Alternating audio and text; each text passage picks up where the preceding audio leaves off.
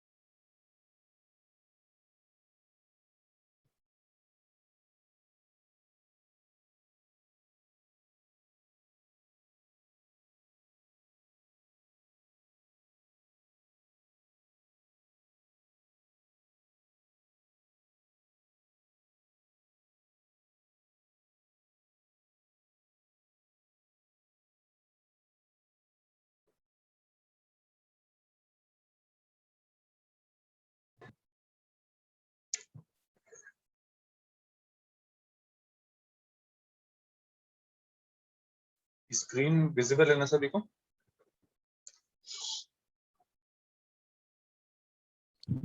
Yes sir.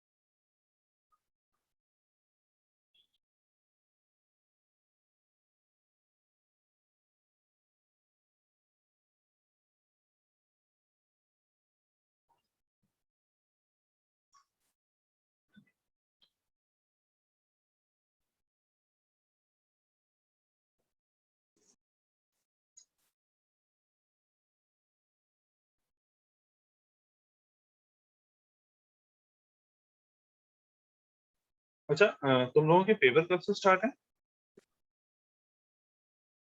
पहला paper किस दिन? 27 अगस्त। Yes, sir. यस। तो पढ़ाई वढ़ाई करते रहना, क्योंकि ये ना सोचना कि हाँ 27 से स्टार्ट है तो आराम से बस टाइम ही टाइम है। प्री एंड और एंड सेम के बीच में जो इतना लंबा गैप होता है तो उसमें पढ़ाई कम और बाकी चीजें ज्यादा हो जाती है। कोशिश करना वो ना हो। अच्छा, लास्ट क्लास में हम लोगों ने लाइन कोडिंग और क्वाड्रेचर पीएसके ये दो चीजें पढ़ी थी। उसमें किसी को कहीं कोई दिक्कत तो नहीं है?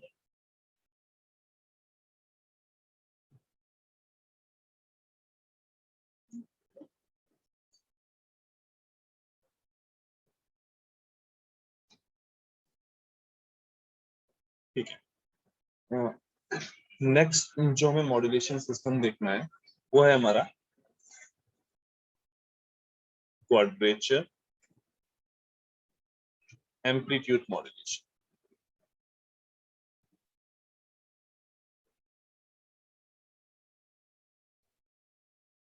अच्छा, फर्स्ट थिंग जो इसकी ध्यान रखोगे वो कि quadrature amplitude modulation analog signal के लिए भी किया जा सकता है और डिजिटल सिग्नल के लिए भी किया जाता है। अगर कहीं ऑब्जेक्टिव में तुम्हें ये चीज मिलती है कि QAM हम एनालॉग में यूज करते हैं या डिजिटल में, तो QAM जो टेक्नोलॉजी है उससे हम डिजिटल सिग्नल को भी मॉड्यूलेट कर सकते हैं और एनालॉग सिग्नल को। हमें जो यहाँ पे देखना है वो डिजिटल सिग्नल को कैसे हम मॉड्यूलेट करते हैं, वो बेसिकली यहाँ पे हमें देखना है।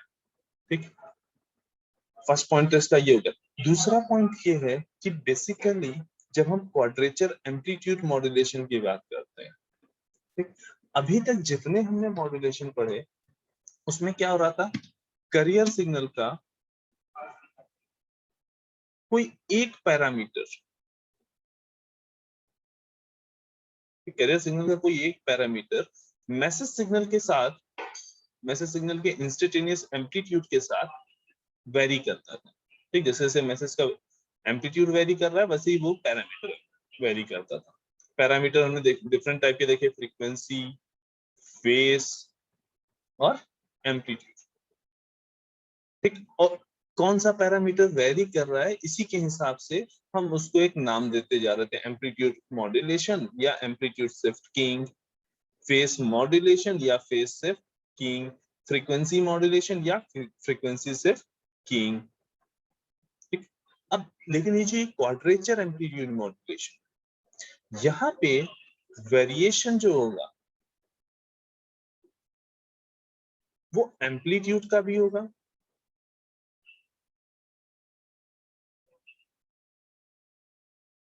और दूसरा फेस का। यहाँ पे जो वेरिएशन तुम्हें देखने को मिलेगा वो फेस और एम्पलीट्यूड दोनों का वेरिएशन दिखाई देगा।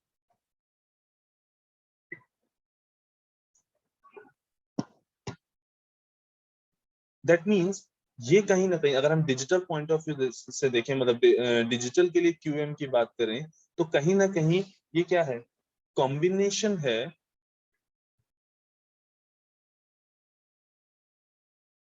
एम्पलीट्यूड में मॉड्यूलेशन हो रहा है, ठीक, कैरियर के एम्पलीट्यूड में वेरिएशन हो रहा है,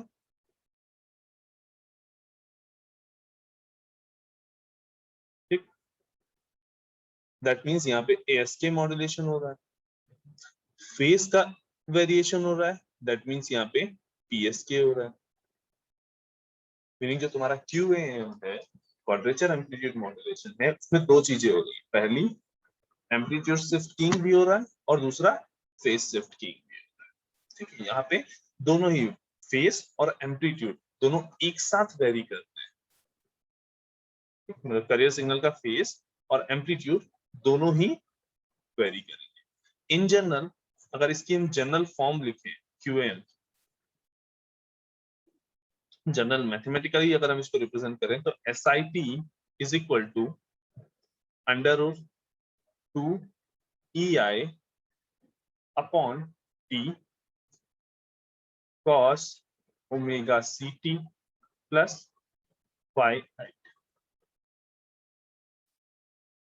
ध्यान से देखो, अभी तक जितने हमने जब रिप्रेजेंटेशन किया था तो कुछ इस तरह से किया था, 2 EB upon TB cos omega CT।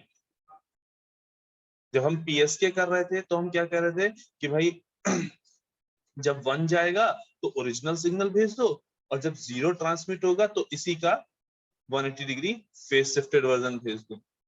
और जब हमने ASK की बात की थी तो हमने क्या किया था, ASK में ये एम्पलीट्यूड वेरी किया था। कैसे ये एम्पलीट्यूड वेरी किया था कि ये एम्पलीट्यूड √2 EB अपॉन TB के बराबर रहेगा जब हम 1 ट्रांसमिट करेंगे, और ये एम्पलीट्यूड 0 के बराबर हो जाएगा जब हम 0 ट्रांसमिट करेंगे। ठीक, तो ASK में हम क्या कर रहे थे, ये वाला पोर्शन वेरी करा रहे थे एम्पलीट्यूड का, और PSK में हम क्या कर रहे थे, ये पोर्शन वेरी करा रहे थे फेस का। तो यहाँ पे भी देखो, SIT का मतलब क्या है, किसी पर्टिकुलर सिंबल के लिए लिखा गया है, किसी जनरल सिंबल ith सिंबल के लिए हमने सिग्नल की इक्वेशन लिखी है। मतलब ith सिंबल को अगर हम क्वाड्रेचर एम्पलीट्यूड मॉड्यूलेट करके ट्रांसमिट कर रहे होते तो उसकी इक्वेशन कुछ इस तरह से बनती। ठीक, तो जब ith सिंबल ट्रांसमिट होगा तो उसमें हमने ये एम्पलीट्यूड ले रखा है। ठीक, जो कि आई इसमें जो लगा हुआ है वो क्या शो कर रहा है कि भाई डिफरेंट सिंबल्स के लिए, मतलब सिंबल नंबर 1 के लिए ये E1 होगा, सिंबल नंबर 2 के लिए ये E2 होगा। मीनिंग एनर्जी जो है डिफरेंट डिफरेंट सिंबल के लिए हम डिफरेंट डिफरेंट दे रहे हैं। जैसे हमारा सिंबल चेंज हो रहा है, सिंबल का मतलब क्या है, या तो 1 होगा या 0 होगा या 1 1 होगा 0 1 होगा, ऐसा कोई एक सिंबल होगा जिसके लिए हमने ये मॉड्यूलेटेड सिग्नल जनरेट किया है। ठीक, तो फॉर किसी भी सिंबल के लिए जो ये एनर्जी है बेसिकली वो वेरी कर रही है। और हमें डायरेक्टली पता है, हम सिग्नल में कई बार पढ़ चुके हैं कि या पावर हो या एनर्जी हो, ये दोनों ही बेसिकली डिपेंड करते हैं एम्पलीट्यूड पे। अगर हम किसी चीज की एनर्जी या पावर वेरी करा रहे हैं, दैट मींस हम बेसिकली उसको सिग्नल का क्या वेरी करा रहे हैं, एम्पलीट्यूड वेरी करा रहे हैं। ठीक, तो ये जो ये 2ei अपॉन टी, यहाँ पे इसको टी भी लिख सकते हो। ठीक, 2ei अपॉन टी है, ये टर्म क्या शो कर रहा है कि डिफरेंट सिंबल के लिए हम डिफरेंट एम्पलीट्यूड ट्रांसमिट कर रहे हैं। ठीक, उसके बाद जो यहाँ पे ये फाई आई है, ये क्या शो कर रहा है कि एम्पलीट्यूड तो चेंज हो रहा है, साथ में हर सिंबल के लिए हम फेज भी डिफरेंट डिफरेंट ट्रांसमिट कर रहे हैं। लेट्स से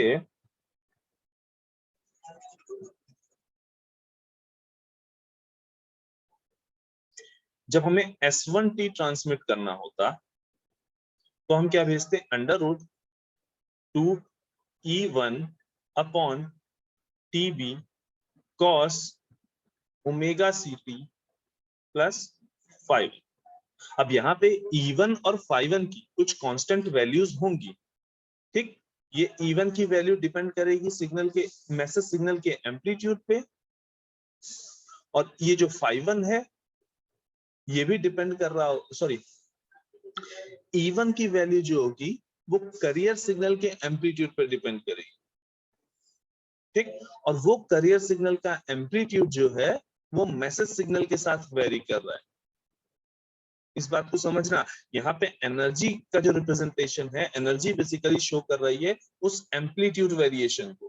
ठीक, इस ओवरऑल को देखो तो ये पूरा टर्म जो है, ये पूरा टर्म तुम्हारा क्या है, करियर सिग्नल का एम्पलीट्यूड, और ये वेरी कर रहा है signal to signal, symbol to symbol. ठीक, इसी तरह से अगर दूसरा सिंबल हम लिखेंगे S2T, तो उसको हम क्या लिख सकते हैं, under root 2E2 upon TB cos omega CT plus phi 2।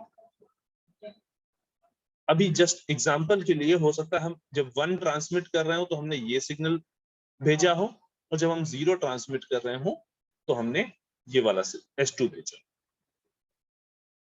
मतलब जब हमें डिजिटल सिग्नल को ट्रांसमिट करना रहा होगा तो हमने क्या किया, जब सिंबल 1 को ट्रांसमिट करना हो हमने कोई लाइन कोडिंग की, उस लाइन कोडेड सिग्नल का क्वाड्रेचर एम्पलीट्यूड मॉड्यूलेशन कराया, तब हमें जो सिग्नल मिलेगा वो ये S1T मिलेगा। इसी तरह से जब हमें सिंबल 0 को मॉड्यूलेट करके ट्रांसमिट कराना है तो हम क्या करेंगे, पहले सिंबल 0 को लाइन कोड सिंबल 0 का डिजाइन करेंगे। ठीक, अब वो RZ यूज कर रहा है, NRZ यूज कर रहा है, ये भी आगे देखेंगे। ठीक, उसके बाद उस लाइन कोडेड सिग्नल को हम क्वाड्रेचर एम्पलीट्यूड मॉड्यूलेट कराएंगे, तो तब जो जनरेट होगा सिग्नल वो S2T होगा। और हम क्लियरली देख पा रहे हैं कि S1T और S2T में डिफरेंस क्या है, दोनों के एम्पलीट्यूड वेरी कर रहे हैं, साथ में दोनों में फेज भी वेरी कर रहे हैं। ठीक, दैट इज व्हाई हम कह रहे हैं कि combination case of ASK and PSK।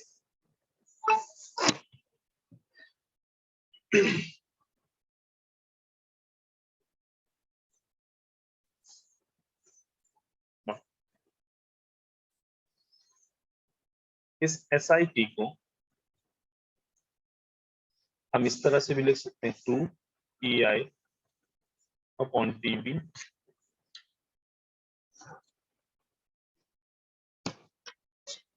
cos omega CT plus phi i, ठीक। अब यहाँ पे हम क्या कर रहे हैं, cos A प्लस B का सिंपली फॉर्मूला लगा के इसको ओपन कर रहे हैं, ठीक। Under root 2 EI upon TB cos omega CT into cos phi i minus sine omega CT into sine phi i।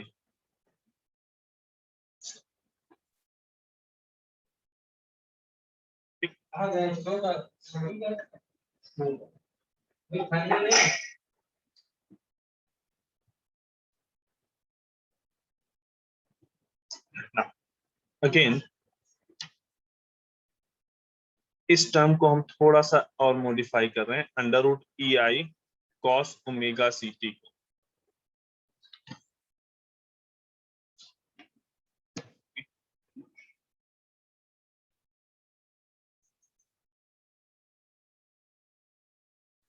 अभी 1 मिनट में समझ में आएगा कि हम ये मॉडिफिकेशन और ये सारी चीजें कर क्यों रहे हैं। कि हम सिंपली ये कर रहे हैं जो टर्म्स वेरी कर रहे हैं हम उन टर्म्स को अलग निकाल रहे हैं, into under root 2 upon TB cos omega CT minus EI sin phi i under root 2 upon TB sin omega CT।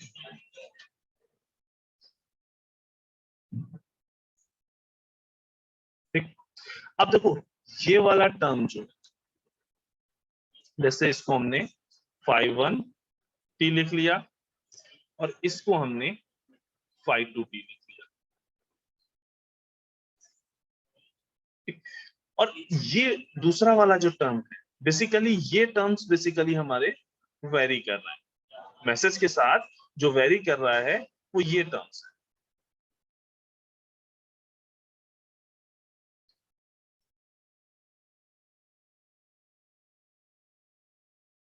अच्छा, फॉर अ टाइम बीइंग अगर ये अज्यूम करो कि ये जो phi 1t है और ये जो phi 2t है, ये दो डिफरेंट करियर सिग्नल, ठीक। फॉर अ टाइम बीइंग ये अज्यूम करो कि ये दोनों phi 1t और psi 1t और psi 2t ये दोनों ही दो डिफरेंट करियर सिग्नल, ठीक। और ये पूरा यहाँ पे हमें क्या दिख रहा है, ये वाला टर्म, ठीक। अगर हम केवल इतने टर्म पे कंसंट्रेट करेंगे, इस टर्म, तो हम ये क्लियरली देख सकते हैं कि psi 1t एक करियर सिग्नल है जिसका एम्पलीट्यूड वेरी कर रहा है, जिसका एम्पलीट्यूड मैसेज सिग्नल के साथ वेरी कर रहा है। इसी तरह से psi 2t एक करियर सिग्नल है, दूसरा करियर सिग्नल है जिसका एम्पलीट्यूड मैसेज सिग्नल के साथ वेरी कर रहा है, ठीक। इस चीज को जो अभी हम बता रहे हैं, अजम्पशन जो हम ले रहे हैं, उसको QAM के साथ कंफ्यूज नहीं करना, ठीक। QAM में फेज और एम्पलीट्यूड दोनों ही वेरी करते हैं मैसेज सिग्नल के साथ, ठीक। ये जो इक्वेशन हमने लिखी है, हम उस इक्वेशन में केवल ये दिखाना चाह रहे हैं कि हाँ, यहाँ पे दो डिफरेंट करियर सिग्नल हैं और उन करियर सिग्नल्स का जो एम्पलीट्यूड है वो वेरी कर, और उसका भी रीजन है। वो रीजन क्या है कि जो जब हम क्वाड्रेचर एम्पलीट्यूड मॉड्यूलेटर का ट्रांसमीटर डिजाइन करते हैं, ठीक, तो वो ट्रांसमीटर हम बेसिकली इसी इक्वेशन की हेल्प से डिजाइन करते हैं। मतलब हमें क्या चाहिए, एक ये कोई करियर सिग्नल चाहिए जिसका एम्पलीट्यूड अंडर 2 अपॉन TB हो, ओमेगा c उसकी फ्रीक्वेंसी हो, साथ ही साथ एक दूसरा करियर सिग्नल चाहिए। देखो दोनों करियर सिग्नल में एक रिलेशन है, दोनों एक दूसरे से 90 डिग्री फेस शिफ्टेड है, दोनों एक दूसरे से 90 डिग्री फेस शिफ्टेड है, यानी एक दूसरे से ऑर्थोगोनल है, क्वाड्रेचर टू ईच अदर।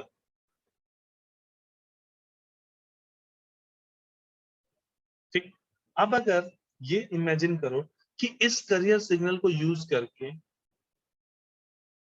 हम एक ASK मॉड्यूलेशन करा लें, मीनिंग जो हम करियर सिग्नल लें उस करियर सिग्नल का एम्पलीट्यूड मैसेज सिग्नल के साथ वेरी करता रहे। इसी तरीके से इस दूसरे करियर सिग्नल के साथ ASK2 बना लें।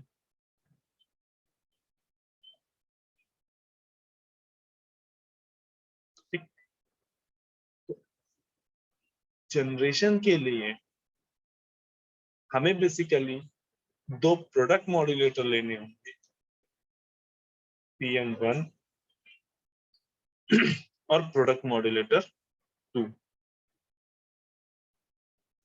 प्रोडक्ट मॉड्यूलेटर क्यों लिए हमने कि भाई इसको एक करियर सिग्नल प्रोवाइड करेंगे, दूसरी तरफ से मैसेज सिग्नल प्रोवाइड करेंगे, और ये प्रोडक्ट मॉड्यूलेटर करेगा क्या, हमें आउटपुट में एक ऐसा सिग्नल प्रोवाइड करेगा जिसका एम्पलीट्यूड मैसेज सिग्नल के साथ वेरी कर रहा है, मीनिंग ये पार्ट हमें प्रोवाइड करेगा।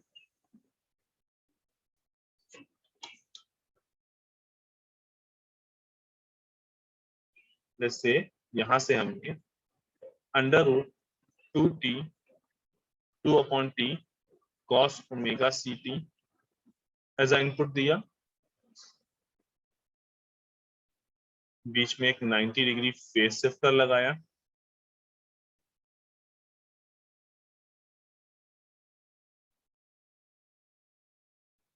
वो क्या काम कर रहा है, यहाँ पे √2/t cos सॉरी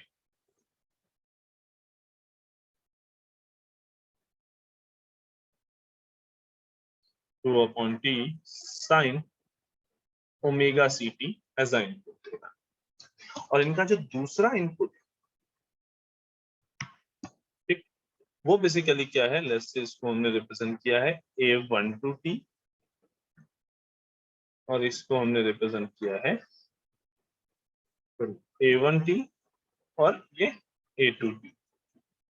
ठीक, ये पैरामीटर जो A1t और A2t हमने लिखा, ये बेसिकली ये डिनोट कर रहा है एक टाइप ऑफ सिग्नल की को जो क्या है, मैसेज सिग्नल के according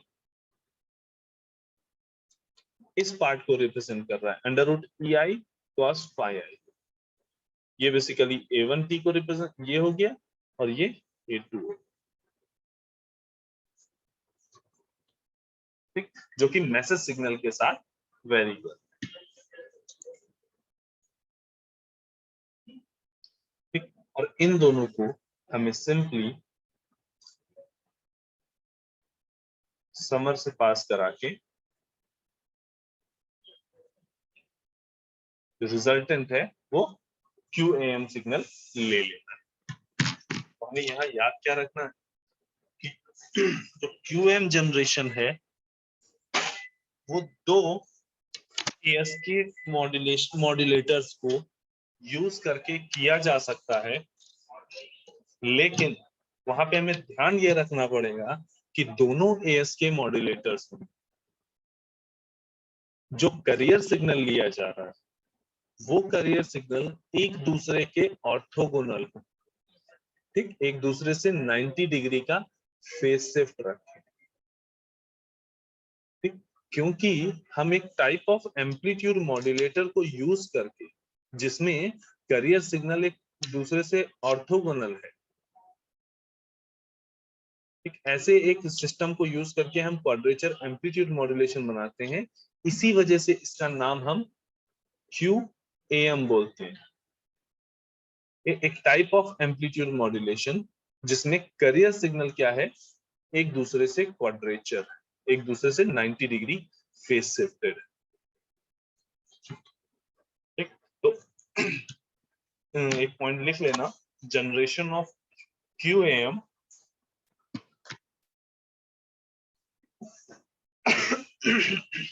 can be done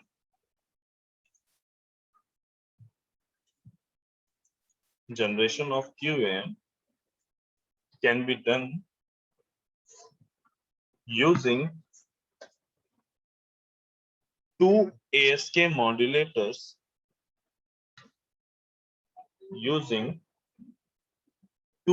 ASK modulators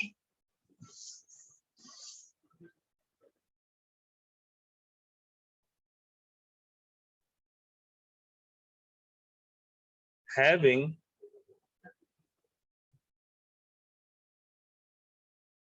carrier signal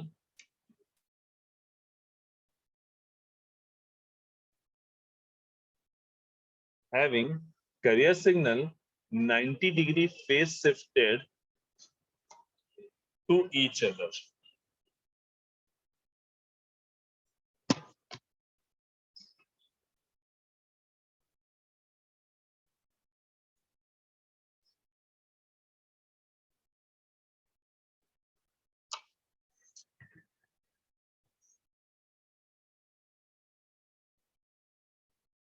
इसमें किसी को कहीं कोई दिक्कत? तो इससे तुम्हें यहाँ पे दो से तीन ऑब्जेक्टिव क्वेश्चन यहाँ से मिल सकते हैं। ठीक, पहला एम्पलीट्यूड और फेज करियर के दोनों ही वेरी करते हैं। दूसरा पॉइंट, ये ASK और PSK का कॉम्बिनेशन है। तीसरा पॉइंट जो हमें ध्यान रखना है कि जब इसका जनरेशन कराते हैं, ठीक, इस चीज में कंफ्यूज नहीं होना है कि ये कॉम्बिनेशन तो सर ASK और PSK का है और जनरेशन जो करा रहे हैं उसमें दो ASK करा रहे हैं। ठीक, उसका रीजन है, हमने इसकी पहले मैथमेटिकल इक्वेशन ये बनाई और उस मैथमेटिकल इक्वेशन को देख के हमें पता चला कि हाँ भाई, अगर इस सिग्नल को हमें जनरेट करना हो तो इस सिग्नल को हम एक ASK मॉड्यूलेटर से जनरेट कर सकते हैं। उसी तरह से इस पार्ट को भी हम एक ASK मॉड्यूलेटर से जनरेट कर सकते हैं। ठीक, तो तीसरा पॉइंट हमें याद क्या रखना है कि जनरेशन जो होगा उसके लिए हम ASK मॉड्यूलेटर यूज करते हैं। ठीक, दो ASK मॉड्यूलेटर यूज करते हैं और दोनों में जो फेज डिफरेंस होता है वो 90 डिग्री का होता है।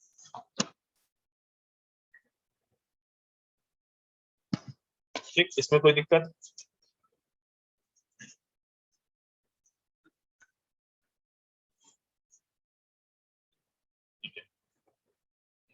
इसका QAM का जो रिसेप्शन होगा उसके लिए भी हम क्या करेंगे, एक साथ दो कोहेरेंट डिटेक्टर लगाएंगे। ठीक, कोहेरेंट डिटेक्टर में हमें याद होगा क्या होता है, एक प्रोडक्ट मॉड्यूलेटर और दूसरा लो पास फिल्टर। ठीक,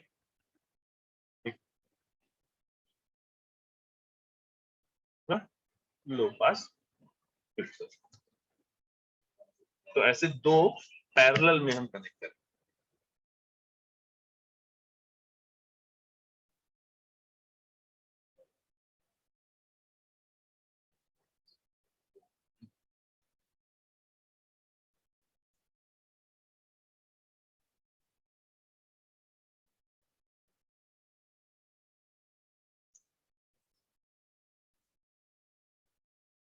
ठीक, और इनके इनपुट में हम क्या भेजेंगे, हमारा QAM modulated signal.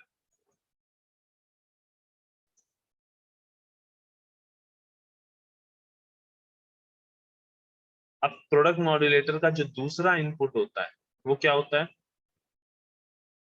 √2/TB cos omega C।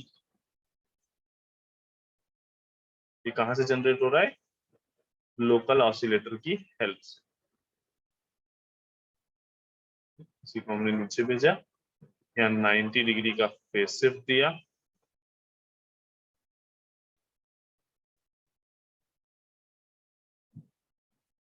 और उसको हमने यहाँ पे दूसरे इनपुट में प्रोडक्ट मॉड्यूलेटर के दूसरे वाले प्रोडक्ट मॉड्यूलेटर का सेकेंड इनपुट बना दिया। ये सेकेंड इनपुट किसके बराबर होगा, 2/TB sin ओमेगा C।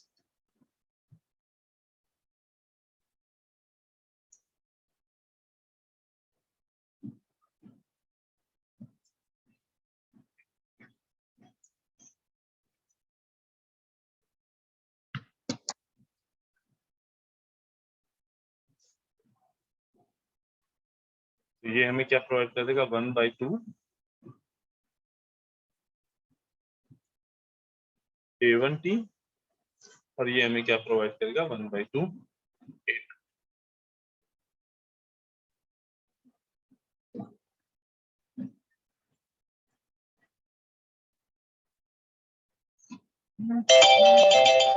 अब इन दोनों को जो आउटपुट आए, इनको हम एक समर से पास करा के एक थ्रेशोल्ड डिटेक्टर लगा देंगे।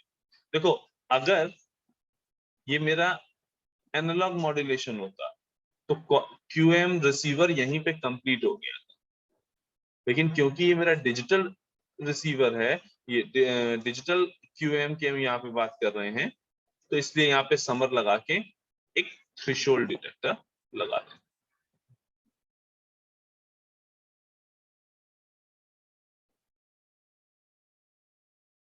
थ्रेशोल्ड डिटेक्टर क्या करेगा, यहाँ से 1/2 A1T आ रहा है, मान लो यहाँ से 1/2 A2 आ रहा है, इन दोनों का सम निकाला जाएगा। थ्रेशोल्ड डिटेक्टर चेक करेगा कि इनका सम मोर देन 0 है या लेस देन 0। अगर लेस देन 0 है दैट मींस सिंबल 0 ट्रांसमिट हुआ है, अगर मोर देन 0 है दैट मींस सिंबल 1 ट्रांसमिट हुआ है, यानी 1 रिसीव हुआ है।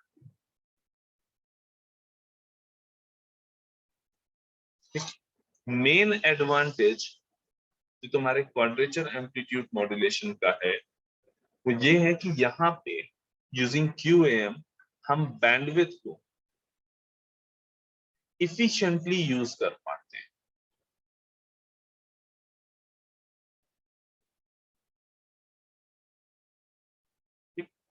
बैंडविड्थ को हम इफिशिएंटली यूज कर पाते हैं। मेजर एडवांटेज जो, ठीक। डिसएडवांटेज, इसकी जो सर्किट होता है जनरेशन और रिसेप्शन का, वो तुम्हारा कॉम्प्लेक्स होता है।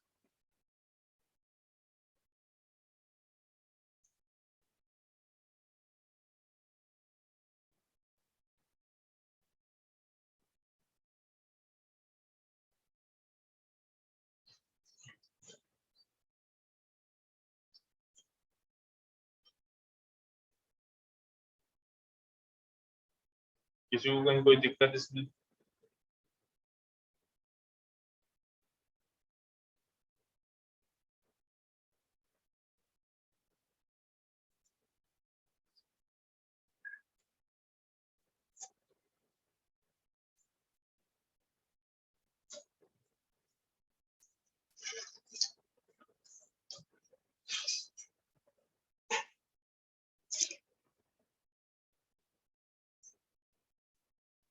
लास्ट जो हमें देखना है क्या है, कॉन्टिन्यूअस फेज मॉड्यूलेशन।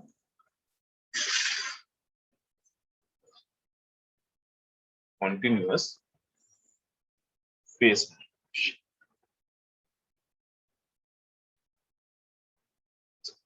इसके लिए पहली चीज तो हमें ये समझनी है, जब हमने PSK देखा था, ठीक, प्लस से 1 को हम रिप्रेजेंट कर रहे हैं +5 वोल्ट से, और 0 को हम रिप्रेजेंट कर रहे हैं -5 वोल्ट से। जब PSK देखा था, ठीक, तो हो क्या रहा था कि इसका जब हम फेज शिफ्ट कीइंग कराते थे, जब 1 है तो ओरिजिनल कैरियर सिग्नल ट्रांसमिट हो रहा था, लेकिन जैसे ही 0 आता था, ठीक, एब्रप्टली हमारा जो फेज था अचानक से चेंज हो जाता। हमारा जो फेज था वो इस एज पे, जहां पे 1 का बिट ड्यूरेशन खत्म हो रहा है और 0 का बिट ड्यूरेशन स्टार्ट हो रहा है, वहां पे हम देख पाते थे कि एब्रप्टली तुम्हारे फेस में चेंज आता है, ठीक। यानी ये कह सकते हैं कि हर एक बिट के लिए, ठीक, जब बिट में 1 से 0 या 0 से 1 हो रही है बिट, तो हर बिट के लिए जो तुम्हारा फेस चेंज है वो अचानक से हो रहा है। ठीक, पीएसके में जैसे 1 से 0 जाने में, इसी तरह से क्यूएसके में 0 से अगर हम 10 पे जाते हैं तो भी हमारा फेस चेंज एब्रप्टली होता है, अचानक से होता है। और इस एब्रप्ट चेंज ऑफ फेस की वजह से तुम्हारे जो हाई फ्रीक्वेंसी कंपोनेंट होते हैं सिग्नल के, जो तुम्हारे हाई फ्रीक्वेंसी कंपोनेंट होते हैं, वो अपने पड़ोस वालों से इंटरफेरेंस करने लगते हैं। अपने एडजेसेंट सिग्नल्स जो होते हैं उनसे वो क्या करने लगते हैं, इंटरफेरेंस करने लगते हैं। अब जहां इंटरफेरेंस हुआ, हमारे सिग्नल का डिस्टॉर्शन शुरू। ठीक, या ये कह सकते हैं नॉइस का इफेक्ट आना शुरू। जो रिसीवर पे हमको जो सिग्नल रिसीव हो रहा है वो हमें प्रॉपरली रिसीव नहीं हो।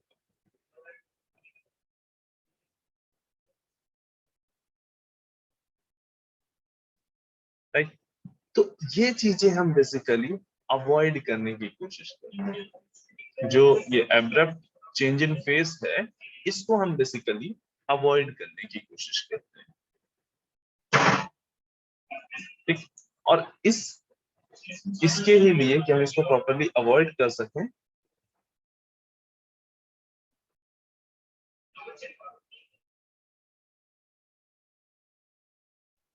इसको हम प्रॉपरली अवॉइड कर सकें, उसके लिए हमने क्या यूज किया, कॉन्टिन्यूअस फेस मॉड्यूलेशन। मीनिंग हम क्या कर रहे हैं, यहाँ पे जो एब्रप्ट चेंज आ रहा है, मीनिंग यहाँ पे ये जो एब्रप्ट चेंज आ रहा है वो एब्रप्ट चेंज ना दिखा के हम अब क्या करेंगे, जब बिट चेंज होगी, बिट एक बिट से दूसरी बिट में जब चेंजेस होंगे, तब हमारा जो फेज होगा वो लीनियरली, ग्रेजुअली, धीरे धीरे अपना चेंज होगा। मीनिंग लेट्स से जब हमने 1 ट्रांसमिट किया तो मेरे पास 0 डिग्री का फेज शिफ्ट था। ठीक, पीएसके की अगर हम बात करें इंजन, ठीक, इसको हम एक एग्जांपल की तरह दे रहे हैं। ठीक, उसके बाद क्या हुआ, जैसे जैसे ये बिट ड्यूरेशन में तुम आगे बढ़ रहे हो, 0 से लेट्स से ये 1 सेकेंड पे था, इसका बिट ड्यूरेशन 1 सेकेंड पे था, जैसे जैसे तुम आगे बढ़ रहे हो धीरे धीरे तुम्हारा फेस चेंज हो रहा है। 0 से चेंज हुआ 1 डिग्री, 1 से 5 डिग्री, 5 से 10 डिग्री, मीनिंग लीनियरली 5 से 15, 20 एंड सो ऑन, फिर जाके ये 90 डिग्री पहुंचे। ठीक, ऐसा नहीं है कि जैसे ही बिट ड्यूरेशन यहाँ पे खत्म हुआ, एक तुरंत उसी पॉइंट पे 0 से सीधा 90 हो गया, नहीं, धीरे धीरे फेस में चेंज होता रह रहा है। ठीक, जैसे अब 1 से 0 की तरफ जाना है उसको, तो धीरे धीरे वो फेस को चेंज करता रहे। ठीक, इससे हमें बेनिफिट क्या हुआ कि भाई ये जो एडजेसेंट सिग्नल से इंटरफेरेंस हो रहा था, वो इंटरफेरेंस का काम खत्म हो गया। अब हमारे सिग्नल में डिस्टॉर्शन कम से कम रह रहा है। ठीक, कॉन्टिन्यूअस फेस मॉड्यूलेशन में फेस को कॉन्टिन्यूअसली चेंज करने के लिए हम, ऐसा नहीं है कि केवल प्रेजेंट स्टेट पे डिपेंडेंट रहते हैं, हम उसके प्रीवियस स्टेट्स पर भी डिपेंडेंट रहते हैं। मीनिंग प्रीवियस स्टेट में उसका फेस कितना था, उसके हिसाब से हम चीजें देखते हैं। और जब हमने सिग्नल एंड सिस्टम पढ़ा था तो वहां पे हमने एक डायनेमिक सिस्टम और स्टैटिक सिस्टम पढ़ा हो, कि जहां पर केवल प्रेजेंट पे बात हो रही है, प्रेजेंट वैल्यूज पे बात कर रही है, वहां पे हमें मेमोरी की जरूरत नहीं होती है। लेकिन जहां पर भी पास्ट या फ्यूचर के वैल्यूज की बात होने लगी, वहां पे हमें मेमोरी की जरूरत होगी।